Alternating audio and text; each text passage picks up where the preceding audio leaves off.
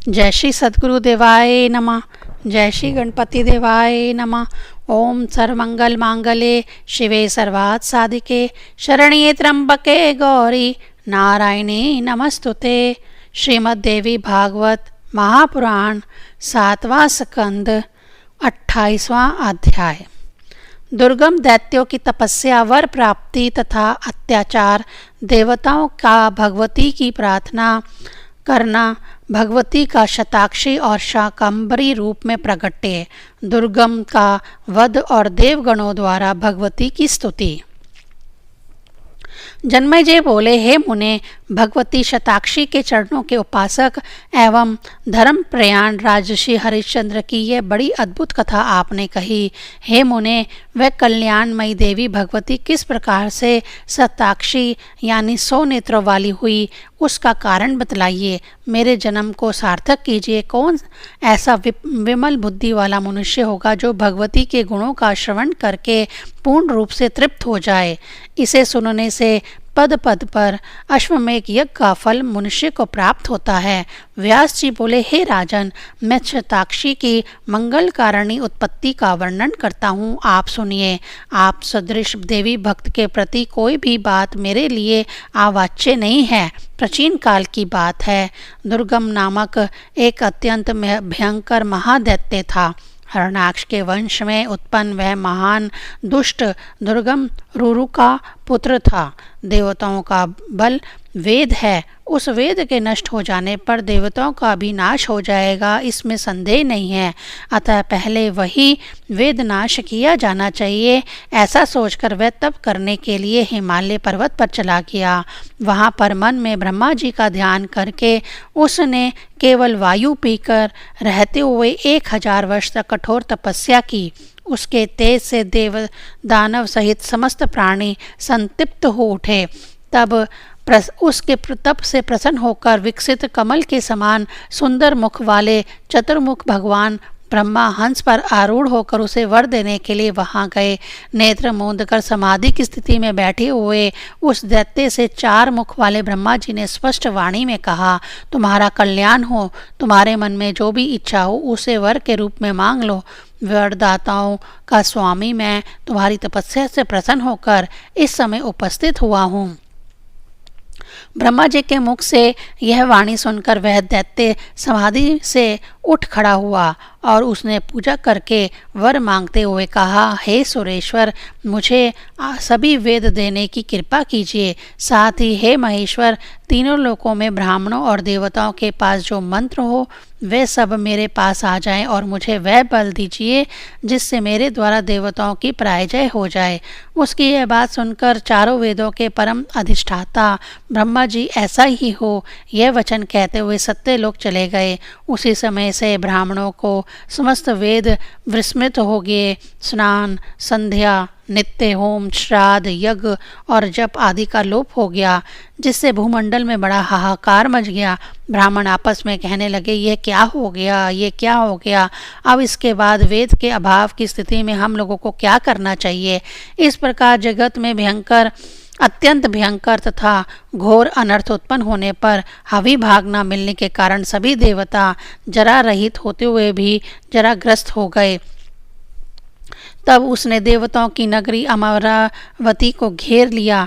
देवता गण वज्र के समान शरीर वाले उस दैत्य के साथ युद्ध करने में असमर्थ हो गए। अतः भागकर वे देवता पर्वत की कंदराओं और सुमेरु पर्वत की गुफाओं में स्थान बनाकर परम शक्ति स्वरूपा परा अंबिका का ध्यान करते हुए रहने लगे। हे राजन, अग्नि में हवन आदि न होने के कारण वर्षा का भी अभाव हो गया। वर्षा के अभाव में भूतल शुष्क तथा जलविहीन हो गया। कुएं, बावलियाँ, तालाब और नदियाँ ये सभी सूख गए। हे राजन, यह अनावृष्ट 100 वर्षों तक बनी रही, जिससे बहुत सी प्रजाएं और गायें, भैंस आदि पशु मर गए। इस प्रकार घर घर में मनुष्यों के शव के ढेर लग गए। इस प्रकार अनर्थ के उपस्थित होने पर शांत चित्त वाले वे ब्राह्मण कल्याण स्वरूपाणी जगदम्बा की आराधना करने के विचार से हिमालय पर्वत पर जाकर समाधि, ध्यान और पूजा के द्वारा भगवती को निरंतर प्रसन्न करने लगे। वे निराहार रहते हुए भी एकमात्र उन्हीं भगवती के चित्त लगाकर उनके शरणापन्न हो गए और उनकी इस प्रकार स्तुति करने लगे। हे महेश्वरी, हम असहाय जनों पर दया कीजिए। हे अंबिके, समस्त अपराधों से युक्त हम लोगों पर कृपा ना करना आपके लिए शोभनीय नहीं है। सभी के भीतर निवास करने वाली हे देवेश्वरी, आप अपना कोप दूर कीजिए। आप प्राणी की जैसी प्रेरणा देती हैं वैसा ही वह करता है। इस मानव की अन्य गति है ही नहीं। हे महेश्वरी, आप बार बार क्या देख रही हैं? आप जैसा चाहें वैसा करने में पूर्ण समर्थ हैं। हे महेश्वरानी, वे इस उत्पन्न हुए घोर संकट से हमारा उद्धार कीजिए। हे अंबिके, जीवनी शक्ति के अभाव में हमारी स्थिति कैसे रह सकती है? हे महेश्वरी, आप प्रसन्न हो जाइए। हे जगदम्बिके, आप प्रसन्न हो जाइए। अनंत कोटि ब्रह्मांड की अधीश्वरी, आपको बार बार नमस्कार है। कुटस्थ रूपाणी देवी को नमस्कार है। चित्त रूपा देवी को बार बार नमस्कार है। वेदांतों के द्वारा ज्ञात होने वाली को नमस्कार है और अखिल भुवन की स्वामी को बार बार नमस्कार है। संपूर्ण आगम शास्त्र नेति नेति इन वचनों से जिनका ज्ञान कराते हैं, हम सब प्रकार से उन सर्व कारण स्वरूपाणी भगवती की शरणागत हैं। इस प्रकार ब्राह्मणों की प्रार्थना करने पर समस्त भुवन पर शासन करने वाली भगवती भुवनेश्वरी माहेश्वरी पार्वती ने उन्हें अनंत नेत्रों से युक्त अपना रूप दिखलाया। उनका विग्रह काले कज्जल के सदृश था, नील कमल के समान विशाल नेत्रों से संपन्न था और अत्यंत कठोर समान आकार प्रकार वाले उन्नत गोल स्थूल एवं सडोल स्तनों से सुशोभित था। वे अपने हाथों में मुट्ठी भर बाण, विशाल धनुष, कमल, पुष्प, पल्लव, जड़ तथा फलों से संपन्न, अनंत रस से युक्त तथा भूख प्यास और बुढ़ापे को दूर करने वाले शाक आदि धारण किए हुई थी। संपूर्णता, सुंदरता के सार स्वरूपा, कामनीयता संपन्न, करोड़ों सूर्य के समान प्रकाशमान और करुण रस के सागर स्वरूप उस विग्रह का दर्शन कराकर अनंत नेत्रों के साथ प्रकट व जगद्धात्री भगवती समस्त लोकों में अपनी आँखों से सहस्र जल धाराएं गिराने लगी। इस तरह उनके नेत्रों से निकले हुए जल से 9 रात तक महान वृष्टि होती रही। समस्त प्राणियों को दुखी देखकर भगवती अपने नेत्रों से आंसू गिराती रही। उससे वह सभी प्राणी और सभी औषधियाँ भी तृप्त हो गईं। हे राजन, उस वृष्टि के द्वारा सभी नदियाँ और समुद्र जल से परिपूर्ण हो गए। पहले जो देवता छिप कर रह रहे थे वे अब बाहर निकल आए। इसके बाद सभी देवता और ब्राह्मण एक साथ मिलकर देवी की स्तुति करने लगे। हे वेदांत वैद्य, आपको नमस्कार है। हे ब्रह्म स्वरूपाणी, आपको नमस्कार है। अपनी माया से संपूर्ण जगत की रचना करने वाली, भक्तों के लिए ध्येय धारण करने वाली तथा कल्प वृक्ष के समान उनके मनोरथ पूर्ण करने वाली हे देवी, आप को बार बार नमस्कार है। सदा संतुष्ट रहने वाली और सभी उपमाओं से रहित हे भुवनेश्वरी, आपको नमस्कार है। हे देवी, हमारी शांति के लिए आपने सहस्र नेत्रों से संपन्न अनुपम रूप धारण किया है, अतः आप शताक्षी नाम से विख्यात हो। हे जननी, भूख से अत्यंत पीड़ित होने के कारण आपकी स्तुति करने के लिए हम लोगों में समर्थ नहीं है। हे महेशानी, हे अंबिके, अब आप कृपा कीजिए और हमें वेदों को प्राप्त कराइए। व्यास जी बोले, उनका यह वचन सुनकर कल्याणकारिणी भगवती ने उन्हें खाने के लिए अपने हाथ में स्थित शाक तथा स्वादिष्ट फल मूल प्रदान किए। साथ ही नानाविध अन्न तथा पशुओं के खाने योग्य पदार्थ और अनंत काम्य रसों से संपन्न भोज्य पदार्थ उन्हें नवीन अन्न उत्पत्ति तक के लिए प्रदान किए। हे नृप, उसी दिन से शाकंभरी यह उनका एक और नाम पड़ गया।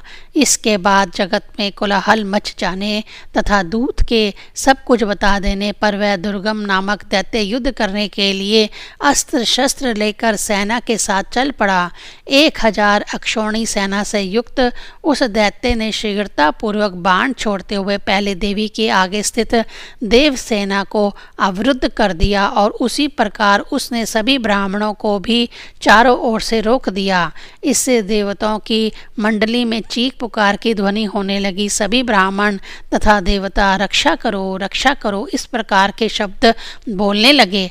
तत्पश्चात भगवती शिवा ने देवताओं की रक्षा के लिए उनके चारों ओर तेज युक्त चक्र यानी मंडल बना दिया और स्वयं उससे बाहर आकर खड़ी हो गई।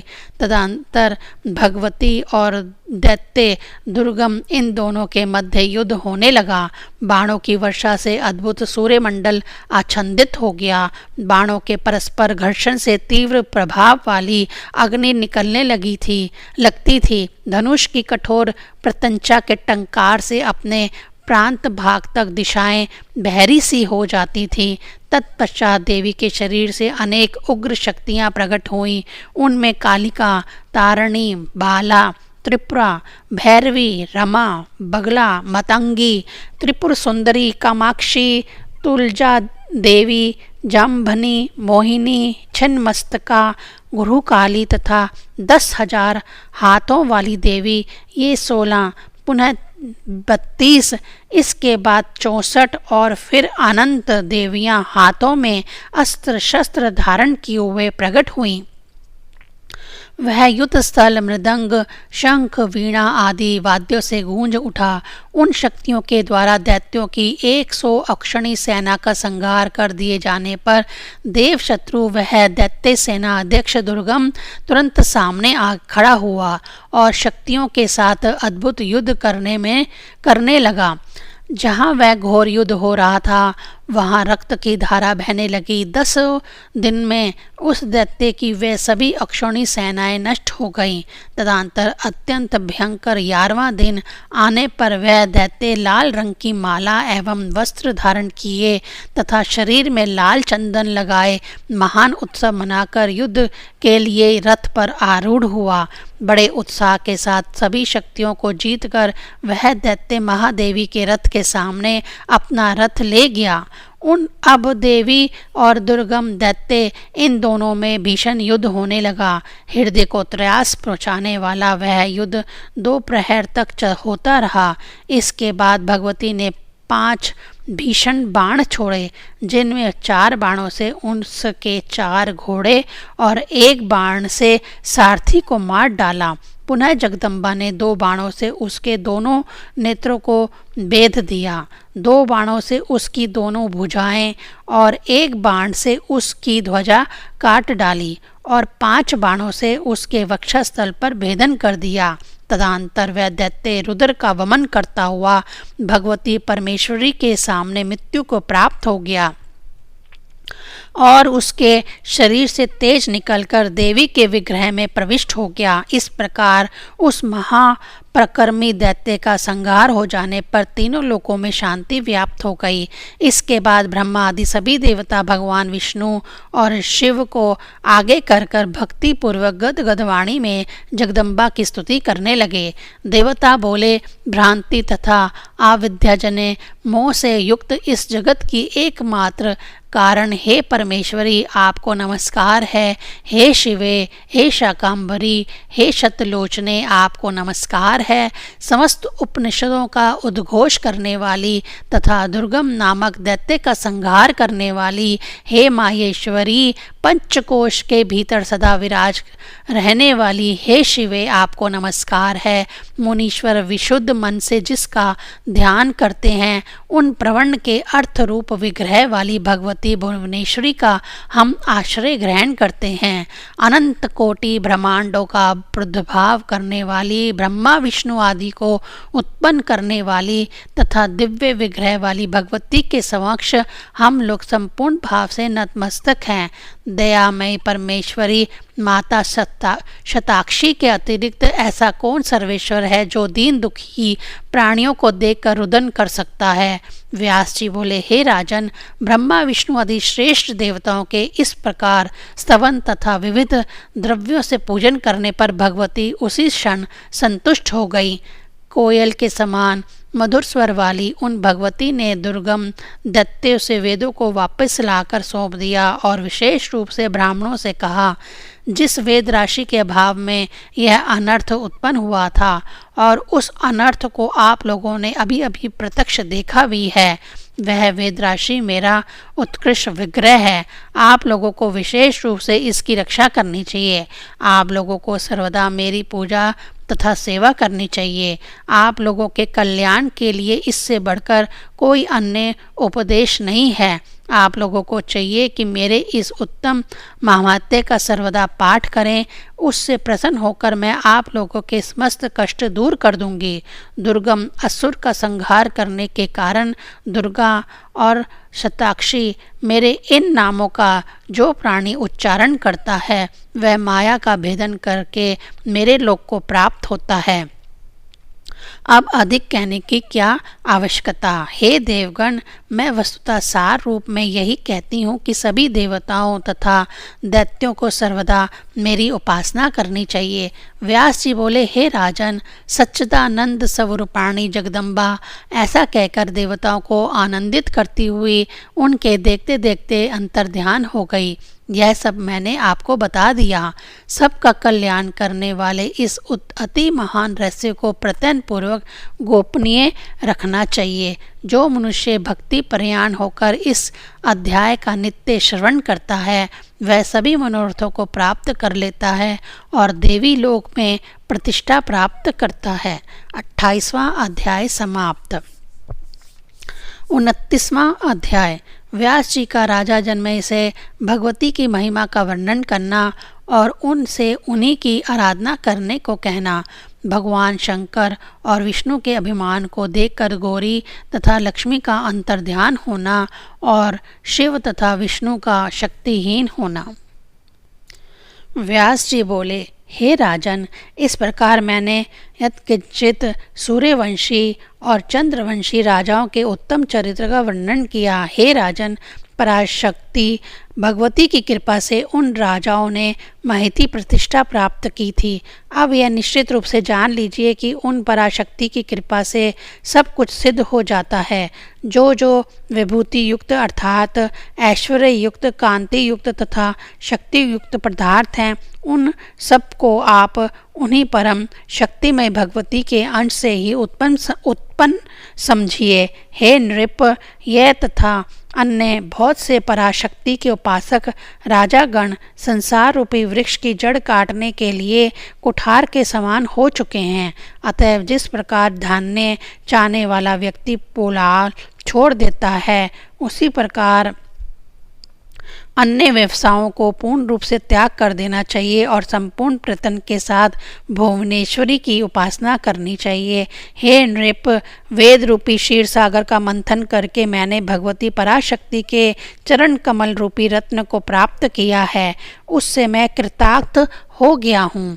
पंच ब्रह्म के आसन पर कोई अन्य देवता स्थित नहीं है, अर्थात इन पांच देवों के अतिरिक्त उनका अतिक्रमण करके उनके अधिष्ठाता के रूप में अपना प्रभाव स्थापित करने में कोई अन्य देवता समर्थ नहीं है। अतः ब्रह्म के रूप में मान्यता प्राप्त उन पंच ब्रह्म को भगवती ने अपना आसन बना लिया, अर्थात उन पंच देवों की अधिष्ठात्री शक्ति के रूप में वे अधिष्ठित हुई।